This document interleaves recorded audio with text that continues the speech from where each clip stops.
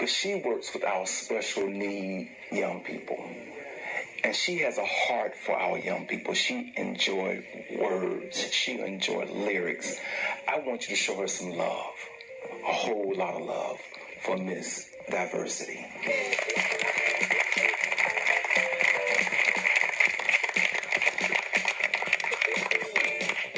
If you please close your eyes. I'd like you to imagine a world with amazing grace. Do you see what I see? Beauty is in our diversity. We speak of a different result, however we continue to repeat. It's a cynical cycle and it's preventing our change in beat.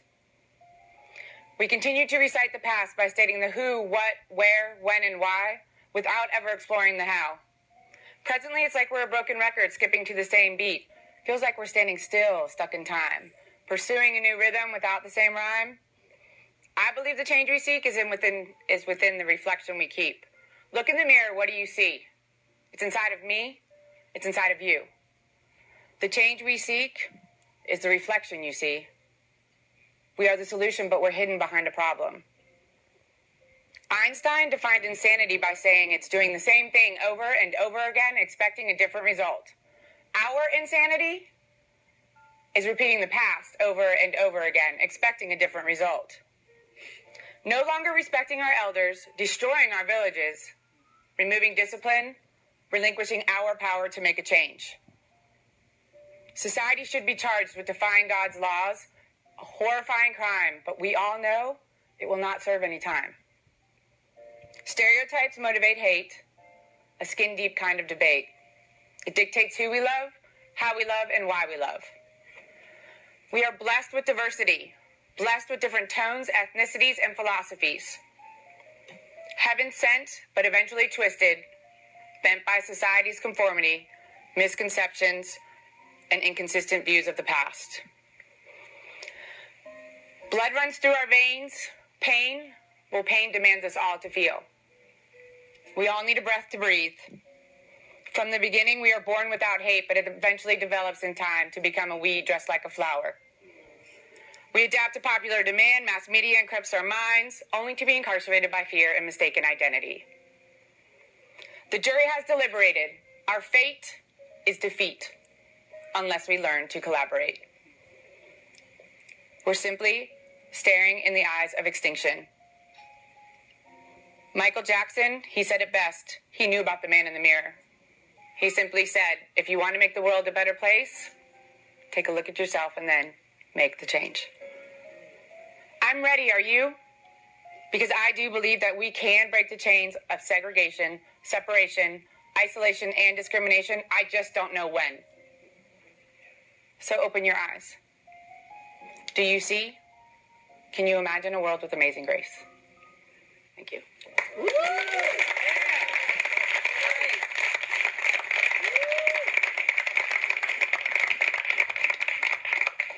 This piece, education is scandalous.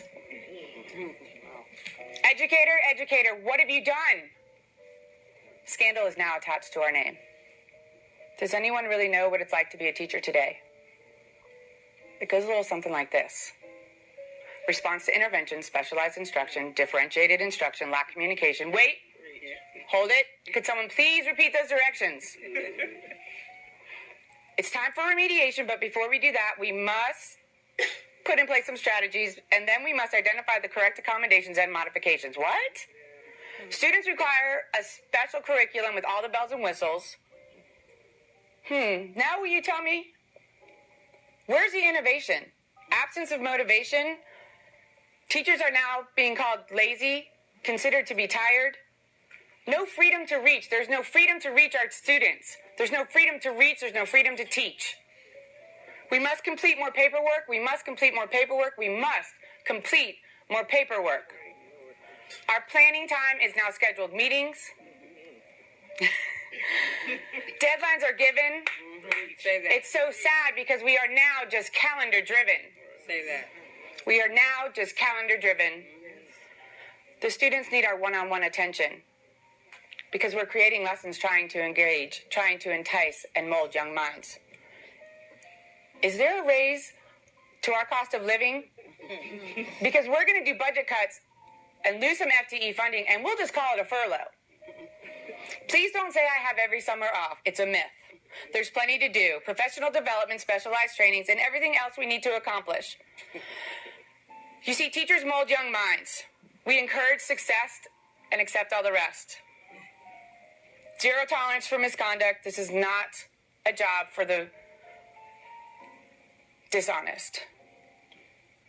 Yes, it's expected to follow a code of ethics, a teacher's code of ethics. Whenever a child is before you, you stop what you're doing, you give them your attention, you listen. They're looking for your devotion. I am a teacher. My product is a child. Are there any questions?